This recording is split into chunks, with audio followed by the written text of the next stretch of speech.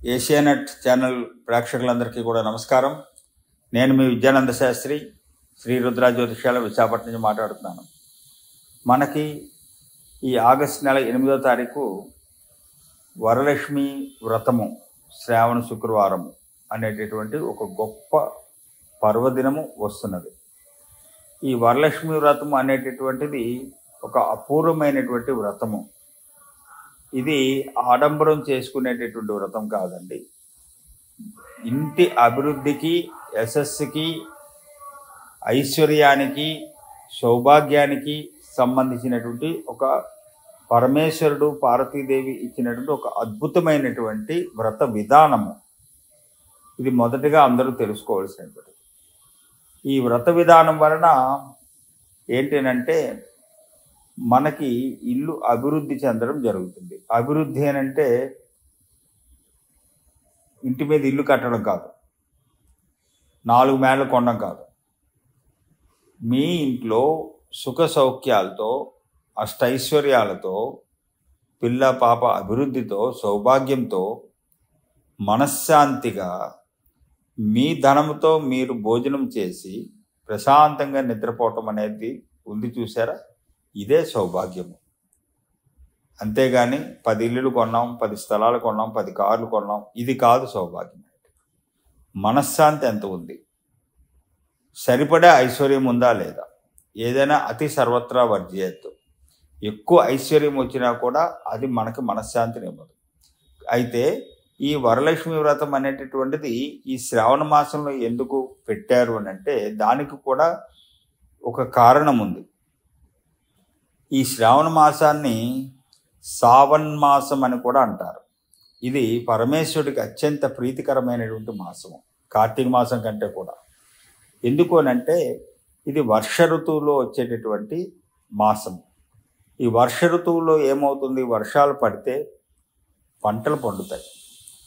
పంటలు పండితే ధాన్యం వస్తుంది.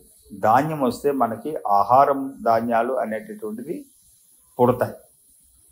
కాబట్టి ఇది ఒక ప్రొడక్టివ్ మంత్, ప్రొడక్టివ్ ఋతువు. ఇది పరమేశ్వరుడు మనకి ఇచ్చినటువంటి గొప్ప వరము. ఆయనకి ఎందుకు ఇష్టము అంటే మనందరికీ కూడా ఆయన తండ్రి కాబట్టి, మనకి తిండి పెట్టాలి కాబట్టి, అందుకు కావలసిన ఋతువు, వాతావరణము, ప్రకృతి అంతా కూడా ఈ మాసంలో ఆయన సమకూర్చుతారు. సమకూర్చి ఇందుకు మహాలక్ష్మీదేవిని నాయకీ దేవతగా ఆయన ఉంచుతారు. ఈ నాయికా దేవతగా మహాలక్ష్మీదేవి ఏం చేస్తుంది అని అంటే అష్టలక్ష్మి దేవతగా మనకి సిరి, సంపద, భూమి, కీర్తి, లాభం, ఆయుష్, ఆరోగ్యం, యశస్సు, బలము, తేజస్సు, కీర్తి, ప్రతిష్ట, ఇలా అనేకమైనటువంటి శక్తుల్ని మనకి మహాలక్ష్మీదేవి ఇవ్వగలదు. ఆమెకు ఉన్నటువంటి ఆ బలం అటువంటిది. ఆ బలం వలన ఆమె ధాన్యలక్ష్మి అని కూడా అంటారు, ధనలక్ష్మి అంటారు. మీ అందులో చాలామందికి తెలుసు. ఈ ధాన్యలక్ష్మి, ధనలక్ష్మి అనేది ఈ మాసం నుంచి ఆరంభమవుతుంది.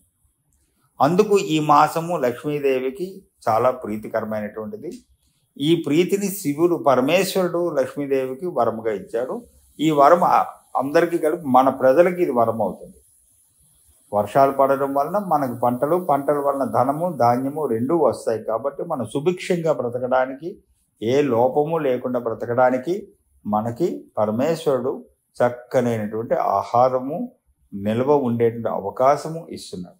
అయితే ఈ వరలక్ష్మి వ్రతము అనేటటువంటిది ఎలా పుట్టింది అని అంటే ఒకానొకప్పుడు శివపార్వతులు ఇద్దరూ కూడా కైలాసమును కూర్చున్నప్పుడు పార్వతీదేవి అడిగిందట, ప్రజలందరూ కూడా ఎటువంటి కష్టాలు లేకుండా, ఐశ్వర్యానికి ఇబ్బంది పడకుండా, సుఖశాంతులతో బ్రతకాలంటే ఏమి చేయాలి పరమేశ్వర అని అడిగితే ఆయన చెప్పారట, అన్ని మాసముల్లోకి కూడా శ్రావణ మాసం శ్రేష్టమైనది.